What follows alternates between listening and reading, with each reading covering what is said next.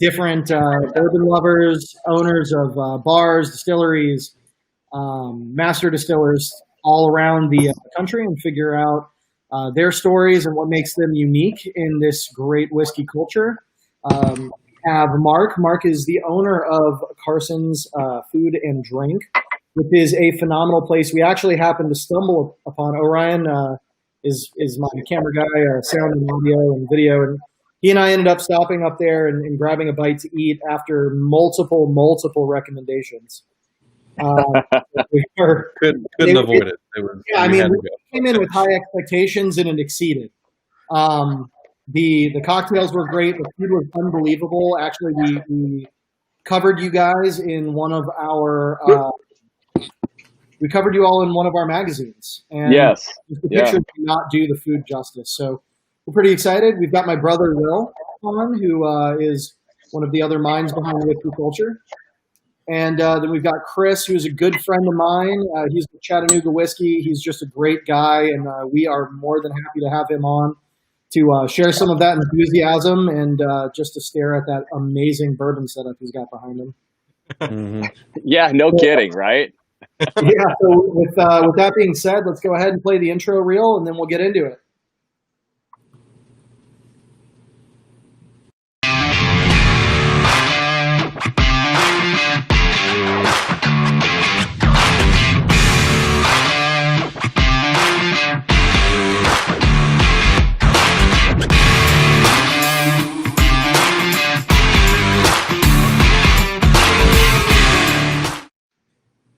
Excellent, guys. Well, thank you all for tuning in. Let's just kind of get this out of the way. Mark, when we walked in, we were absolutely blown away by the atmosphere of your restaurant. It's like walking into, I can't even describe it. It is pure Kentucky done in such an incredibly tasteful way. What was the inspiration behind Carson and getting all that set up? Well, first of all, thank you so much for having me on today. It's an honor to be here, and it's grateful to meet all you guys and all these whiskey enthusiasts. And so it's a fun thing to be a part of, and I'm grateful. So thank you. So, I've been in the restaurant business for 41 years, and I've been doing this a long time. I know I look so much younger than I am, and thank you very much. I appreciate you all noticing that, which isn't true. But thank you very much. So Carson's was really kind of a collaboration of many, many years of being in the industry. And I've opened over 80 restaurants. I had a consulting company for about 25 years. I was a VP over 600 restaurants for a long time. And, it's like, don't ask me to fix your car and don't ask me to work on your windows, but I certainly know a little bit about restaurants. That's about it. I'm narrow and deep when it comes to that. So Carson's was really... I moved here about 15 years ago in Lexington. I had thoroughbreds that we sold at the sales, and that's what brought us here. And I wanted to create a company that my son could be a part of, and his name is Carson. And he's the best thing that I'll ever be. And with that being said, how could you go wrong with naming it after your son? So, but the restaurant really, and it sounds really kind of silly after all this time, is Carson's is based off of Ralph Lauren walking into a barn. It's this rustic elegance. It's this balance of this all the wood and then the refinement of the food and the recipes and all of that. So that's kind of where it all came from. It was just a culmination of years and years and wanting to create an environment in Kentucky that the people of Lexington could be proud of and feel like it was home, but also maybe bring them some new flavor profiles from other aspects of the country. Yep. That's awesome. That's crazy. I think we all want to know. So you're actually in your backyard right now. You shared with us. Yes, I am. You could have surprised me because that is such a great setup for the backyard. Hold on, let's zoom in on that again. See all the barrel tops and everything. So yeah, it would be safe to say that whiskey's a huge part of your life. Yeah, probably more than it should be. But then again, maybe I take that back. Maybe it's not quite enough yet. Bourbon is a big part of my life. And the funny thing is that, we do we do a lot of private barrels every year. And when I first started in this business, or not first, but years into it, Woodford was such a great piece for me. I loved Woodford. I thought it was amazing. And I told myself when I opened a restaurant, I wanted to do a Woodford barrel. So the first barrel we ever did was Woodford Rye. And now what's funny is the fact that we sell more Woodford Rye out of our restaurant than any restaurant in the world, which is amazing because of how many barrels we do. And it's all because of the great work that my bar manager and my GM did when they came up with the cocktails. And so we're just pouring it like right and left. And it's a game to play though right now because, you know, barrels and barrel selection is so high and so many people want to do it that I'm right now 2 years out on the dates just to make sure that I have the slots to get the barrels. So it's pretty crazy. And when you're picking a barrel, you know, you're only getting anywhere from 35, 40 cases, depending on what it is and depending on the yield out of it and depending on how old it is. So, you know, we got to kind of play that game. So, but it's a fun game to play. Let me tell you, I'm enjoying it. Yes, sir. So you talked about, and what's really neat to me is when I walk in a restaurant, I look at a drink menu and I see these specialty drinks. You even mentioned some a moment ago. I noticed on the menu, Carson's whiskey sour, Woodford Old Fashioned, Black Manhattan. How do you come up with? I mean, what's the process of even developing these drinks? What's that like?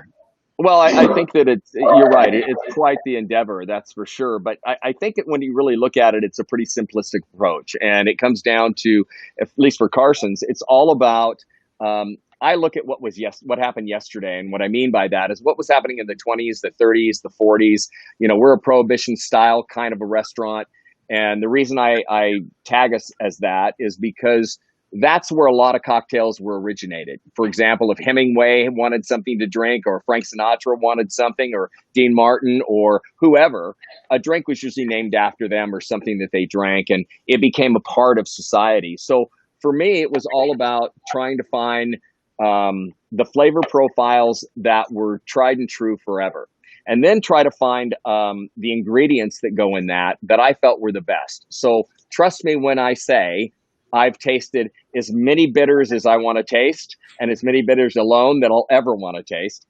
But when you're doing things like that, you've got to make sure that every ingredient that's going into an old fashioned or a Black Manhattan or a whiskey sour where we float, port on top of that, which is a very traditional old school process. You got to make sure the ingredients are great. You know, it's like I say to all the guys that work with me at Carson's is that you can't bring things in the back door, as in food or liquor or whatever, that are average and think you can make something great. So what you have to do is bring things in that are great and make them phenomenal. So go through the produce, make sure everything's fresh, make sure it looks great, make sure that if you wouldn't eat it, you don't accept it. So, we're kind of known, which is, I don't know if it's a good or a bad thing. We're kind of known as the place that sends things back all the time. And we send a lot back because we're not willing to serve that quality if it doesn't meet our standards. So when it comes to the recipes, when I work with my bar manager, it's all about what were they drinking, 60, 70 years ago?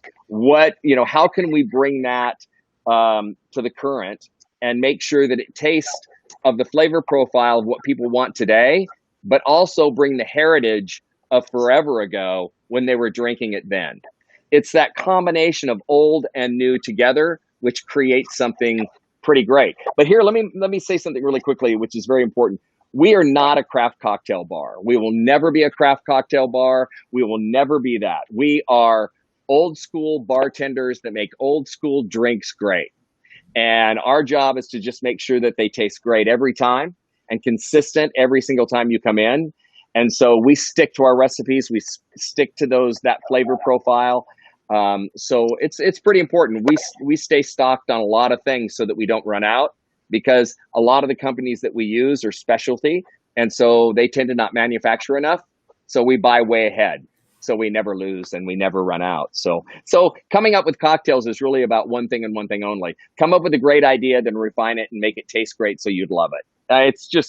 It's really pretty simple, And we have our guests taste them, and we have our staff taste them. And so we don't just make a cocktail and then sell it. We make a cocktail and it might take us a month and a half, 2 months before it even gets on the menu. So we want it to be right. I hope that answered that question in a long way. I apologize. That was a great answer. Yeah, to me, it's just, everywhere you go, there's so many different recipes to things. Mm-hmm. And obviously, at some places, it's a lot better experience than others. Sure. Yeah. And so just to hear the experiment, because there's no doubt it's an experiment. It's a tried, failed so many times before you really kind of hit the nail on the head. Always love to hear that process. And that's absolutely right. And it's everybody has a different taste bud or flavor profile or something they like, whether it's a dirty martini or whatever. I mean, for example, there's so many different vodkas out there that people want to drink, and there's so many different bourbons and scotches and whiskeys and everything. So it's really about trying to make the best that you can within the ingredient that you're using. And it's no different than making a great steak. You got to start out with a great steak to make a great steak. You got to start out with a great bourbon that fits the flavor profile or rye of what you're doing. So there are some bourbons that we all love to drink neat, and they're amazing. And whiskeys and scotches, we just love it by itself. You put it on ice and all of a sudden, maybe not. You mix it in a cocktail and it loses everything that it is. So it's a matter of making sure we pick the right product to start with to make something good that ends. Because a great product, as far as a bourbon, may not make a great cocktail. Does that make sense? Yeah. It's very, very important. And I love that you stick with Woodford on your old fashioned. I mean, especially Lexington and just in proximity. Yeah, that's a big thing. We talked about this quickly, but it's a personal thing for me. Woodford was the first barrel I wanted to do, and it's funny because there were 8 guys that were there with me, and men and women both, that were picking out the first barrel that we did, and so I called it 8F, which stands for 8 friends, but does it really? You know what I mean? I mean, it's like the 8 that were there. So so I called it 8F because it was this fun connection. And I think that's the greatest thing about bourbon, to be honest with you, and whiskey and scotch and all of that. I love all of them. The greatest part about it is the fact that it brings people together. That's the fun part about it. If you were just drinking it to drink it, yeah, it's good. But when you drink it with somebody else, it's amazing. Am I right? Yep. Yeah. Oh, yeah. Except for Chris and his little humble abode that he has, right? I was going to say, no, I love the fact that you stick with the classics, because classics are classics for a reason, right? They're not classics because they're not good. Right. I think that's, and you're exactly right. cool. I'll tell you, the thing that's really important that people need to understand is the fact that I think we have about 130 bourbon, scotches, whiskeys, whatever, on the shelf all the time. And the point comes down to this, though. They're only as good as if you sell them. Yep.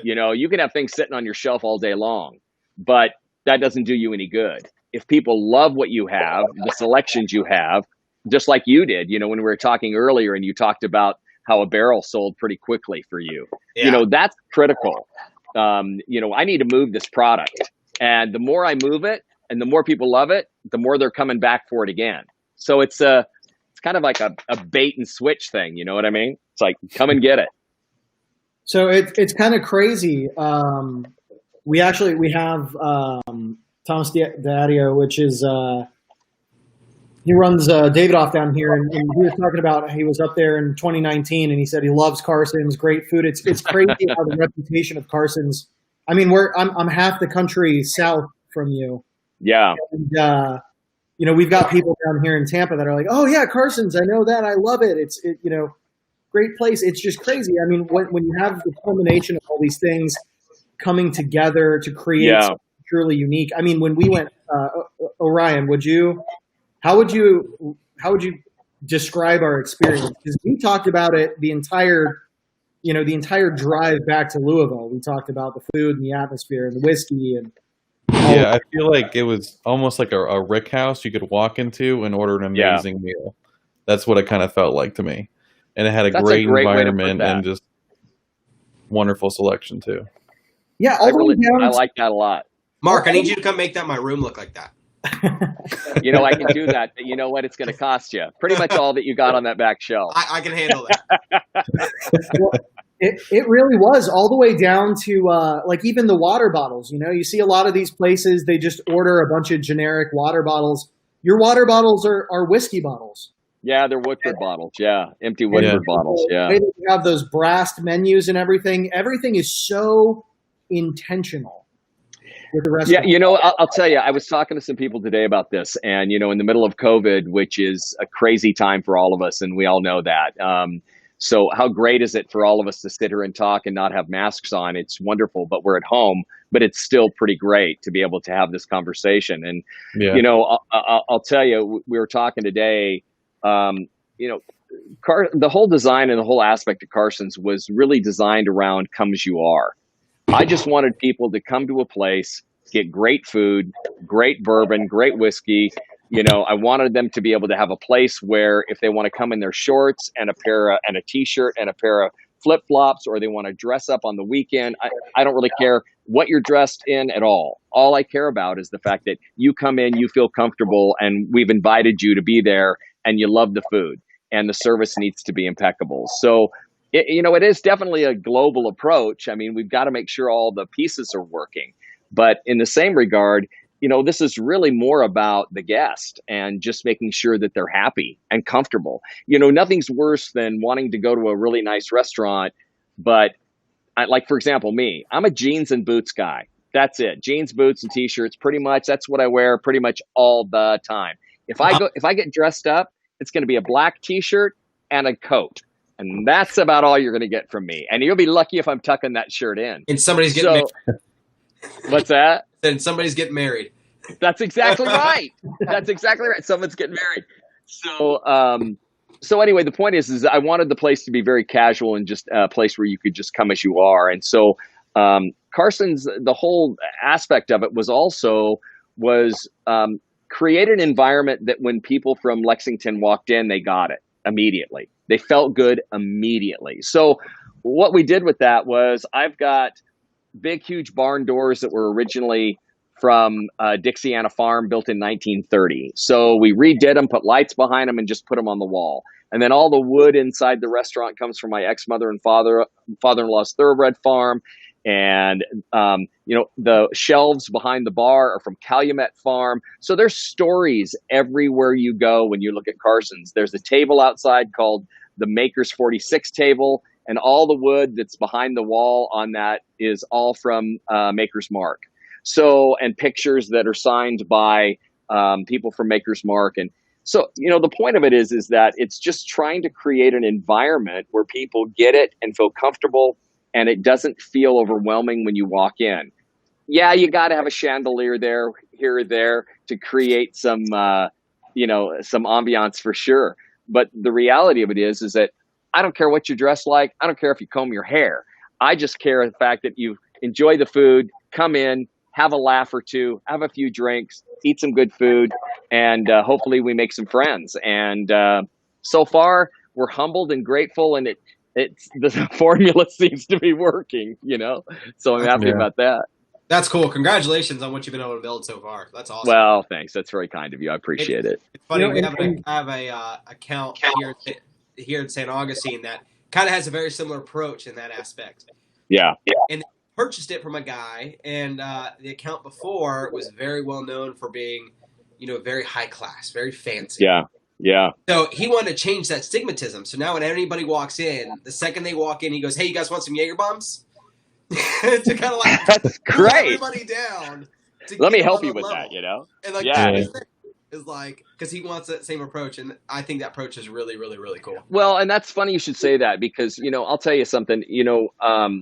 My philosophy in this whole thing is that you can build something great. You can come up with great recipes. You can have great food in a great environment. But the reality of the whole thing, it is all for naught unless you have amazing people doing amazing things. So if anybody asks me and says, what's the secret to what goes on?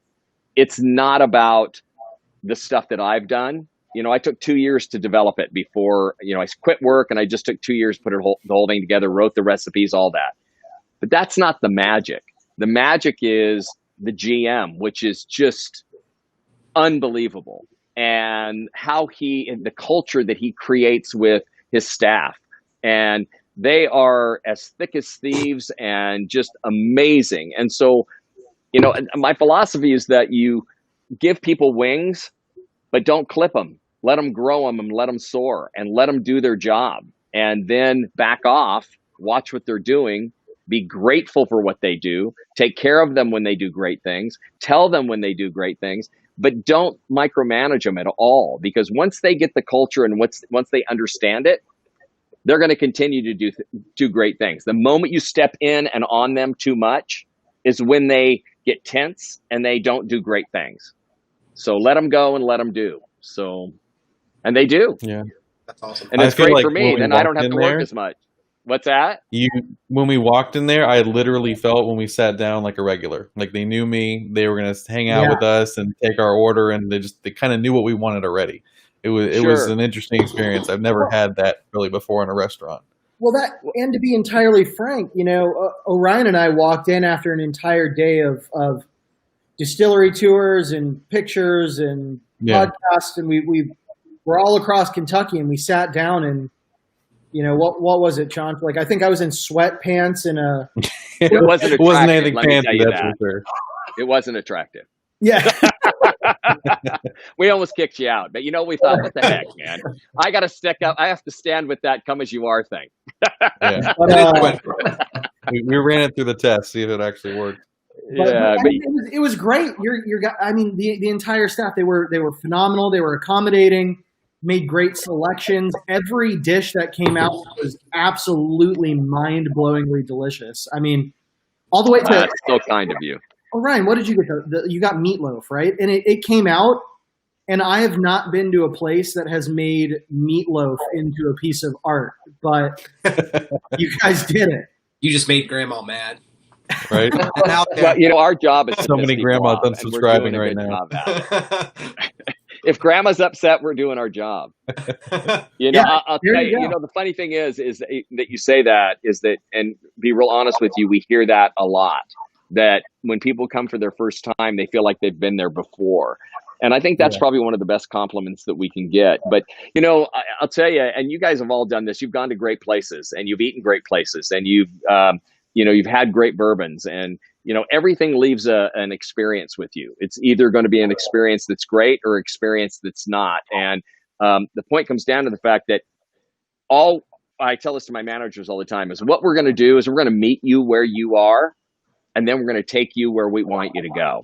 So you're going to say, what do you like to eat? Well, I like this and this. Well, if you like that, you're going to want this and this and this. What do you drink? Well, I like this. Well, if you like, hypothetically, if you like this cab and you like this and it's kind of, you like an earthy Pinot or whatever, you ought to really try this one from Willamette Valley. Whatever the case may be, it's all about training. And one of the things that we do is every single day at 10:45 in the morning, every employee in the front of the house sits down, and we either open a bottle of wine, we either pour bourbon, we either make cocktails, we make food, and we eat and we drink and we learn and we become better every day, so that when you come in, we have the knowledge. Because the reality is that I can't manage the experience you're having at the table. What I can manage is what happens before they get to your table to make sure that the experience is great. But I'm not there when they're greeting you. I'm not there when they're talking to you. I'm not there when they're doing that. They're there. And when I mean they, I mean the servers and the bartenders. So our job is to give them the ammunition they need to fight the war, so to speak. So give them the tools they need and then leave them alone and let them do it. So we do. And yes, we drink a lot of wine, and I spend a ton of money on wine and a ton of money on bourbon and cocktails to give it to my staff, because they deserve that. Because you can't fix a car unless your hands are in the engine, right? So you can't sell a great bourbon unless you've tasted it. You can't sell a good whiskey sour unless you know what's in it and what it tastes like.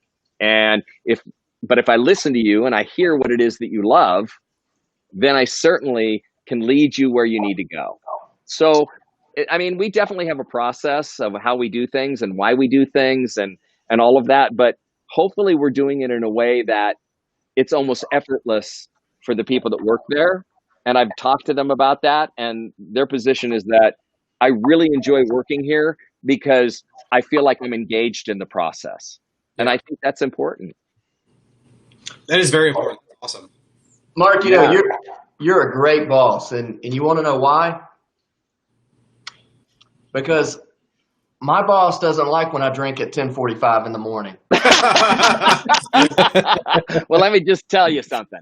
I totally encourage it. I'll tell you what, Mark. Are you taking applications? I'm taking applications as we speak.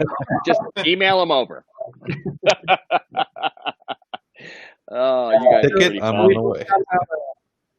We've only got 15 minutes here, so I want to go around and ask what everyone's drinking, and then everyone have a final thought, and we'll wrap up Whiskey Wednesday. So, Mark, what are you drinking? Gotta ask. Is it? I'm drinking Woodford Double Oak. Our private barrel. Yeah, these are all our private barrels right here. So, yeah, Woodford Double Oak. And why do I like it? Because it's a great sipping, finishing bourbon. It's not one that I'll have before a meal, but I'll certainly have it after. And I'm getting ready to light that cigar, so I'm certainly going to have it with that. Excellent. Orion? I actually got a little bit too ambitious before we started and kind of finished off the Stag Junior batch 13 that I had. But yeah, that's what I was rocking tonight. So now I'm just doing pure White Dog or water. It's definitely Hills, baby. Nice. Chris, what you got? So I got a Chattanooga whiskey single barrel that I. Oh, that's. Yeah. I want to try that. No, you're in Kentucky, so we actually just launched Kentucky. I'll get with Greg and get your name, get some information from you, and get our director of sales out there to come see you. That would be outstanding. I'd love that. That'd be great. This is a 2-char 61 toast, so it's really good. It's delicious. I love it. Nice. Way to pump that up, buddy. The Chattanooga Whiskey Man for Will, we brought the 111 to the beach when we did the beach trip. And that was nuts. That 111 is so good. Yeah, this is 118. Okay. 118.4. So imagine is that a single barrel? This is a single barrel. So this year our single barrels were really to highlight what characteristics the wood puts into a bourbon. And so this year it was all the same recipe. And then like this is a 2-char 61. We did one that was a 3-char 47 in town. This one, a 4-char no toast. So really what toast and chars do to certain barrels. Yeah, absolutely. We want to highlight this year, which has been a really fun project and really unique. I look forward to you sending somebody my way so I can at least try something that you have. Yeah, Mark, 100%. We'll definitely make that happen. Would love that. All right, Will, what you drinking? You know, it felt like a special night. So this is some Weller Full Proof. No. Weller Full Proof tonight in a Michter's glass. Nice. Very nice. Making us Floridians feel real bad with the Weller Full Proofs there. Oh, yeah, dude. Will got more from Total Wine. Gosh. Or ABC, isn't it? Yeah. Good Lord. Yep. Where's this? By the way, Will, where's the server? I don't know, but I'm getting kind of low. That's what I was thinking too. I saw your glass. Well, excellent. I guess parting thoughts here is Carson's. If you're on the Bourbon Trail, you absolutely have to make a stop at Carson's. The food is insane. I mean, yeah, you have to. I mean, we went in with expectations. I mean, the people over at Town Branch recommended it. People all up and down Kentucky said, "Oh, if you're heading to Lexington, there's this place, Carson's." We kind of walked in with like very, very high expectations and not really knowing what to expect. But the food was incredible. The service was great. And, I mean, you even took some time to come over and talk with us a bit. And we're going to be up in November, so I'm hoping we can get together in person for a drink, maybe do a live cast or something. Absolutely. Yeah, Mark. What are your hours of operation? So we open up every single day at 11:30, except for Saturday and Sunday at 10 o'clock, which is brunch. Which I can tell you that we do a pretty amazing job with that. The people are amazing at what they do, and we're probably the #1 brunch spot in Lexington, and it's crazy. So if you even want to have brunch at our place on Saturday and Sunday, you better make a reservation or you're not getting it. That's awesome. So we're blessed, very blessed. Going up to Indiana in November, so I might make a. I think you need to make a pit stop, and you let me know. Other way, and I'll let you know. Absolutely. So what you're telling me is we're doing brunch up there. Yeah, that's what he's saying. Excellent, guys. Well, everyone, cheers.